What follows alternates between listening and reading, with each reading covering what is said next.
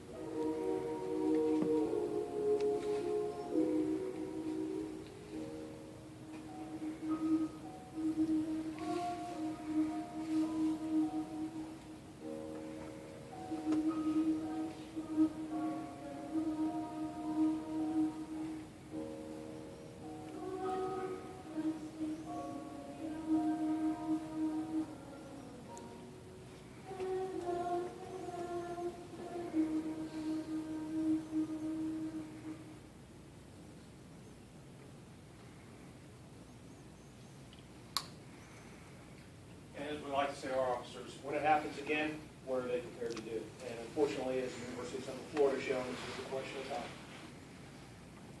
Hopefully what we cover with this training whenever we deal with our officers, number one, why is it important to train? Why is it that we're putting such a focus on this? We take a look at the incidents, the offenders, the trends and patterns that we've seen with them. We talk about different roles and responsibilities that the different elements within our department have, whether that's SROs, patrols, specialty teams, etc. We talk about what law enforcement's response should be, and we also talk about working together with the schools and how we can work together to better prepare for these types of incidents. One of the first things that we have to do with our folks is we have to define, well, what is an active threat or an active shooter? And I like to use the term threat as opposed to shooter because it may not always be somebody with a gun. Generically, that's what we think of, but in reality, they could have other weapons, and traditionally they have. Homemade explosives, knives, kerosene bombs, etc. So it may not always just be that person with a firearm, although that's traditionally been what we've seen the most of. The big fancy definition of an active threat or an active shooter is it's an armed person who has used or attempted to use deadly physical force on other persons and will continue to do so while having unrestricted access to additional victims. At least that's according to Wikipedia, and they know everything because I Googled it. A more practical definition for us in law enforcement is simply this. It's a homicide in progress, or homicides in progress, if you will. And that's how we need to look at and respond to these types of incidents. In the past, and it certainly happened with Columbine High School, whenever it was an active shooting or somebody with a firearm or something like that, the training at that time was surround, contain, wait for SWAT. Wait for those specialty teams to get in there and solve the problem. The problem is that the time that you're waiting for those teams to get there is more death. And you'll see how that time is so important when it comes to response to these incidents. But if you look at it in terms of this being a homicide or homicides in progress, and that's how we should respond, it's really the same thing. Because if we had an officer that pulled up and saw somebody stabbing somebody else in the middle of the street, they're not going to surround and contain and wait for SWAT. They're going to get in there and stop it. And it's the same thing with these incidents, unfortunately, on a much larger scale. Some select incidents that have happened over the years. 1966, University of Texas, individual climbed a bell tower with a rifle, ended up with 14 killed, 32 wounded. 1984, San Diego, California, at McDonald's, individual walked in there and ended up with 21 killed, 19 wounded. 1989, Stockton, California, individual drove into basically a lot where a bunch of kids were playing, 5, wounded 30. 1991, Luby's Cafeteria, individual drove a truck through the front of the restaurant, opened up fire on the people inside, had 23 killed and 20 wounded. Columbine High School, most of us remember that one, obviously 15 killed, 23 wounded. Virginia Tech, that was the largest one so far, 33 killed and 17 wounded. Then we've had some other related incidents. 2009, Fort Hood, Texas. You wouldn't think of these things on a military base, but it happened there. 13 killed and 30 wounded. And then obviously the two from last year, Aurora, Colorado, and Sandy Hook with 12 killed and 58 wounded in Aurora, and 26 killed in Sandy Hook. So we've had a number of these incidents over the years. And one of the first things we try to get across to our folks is why is it important to have this training? What is so unique about this? And here's kind of a couple different things to think about.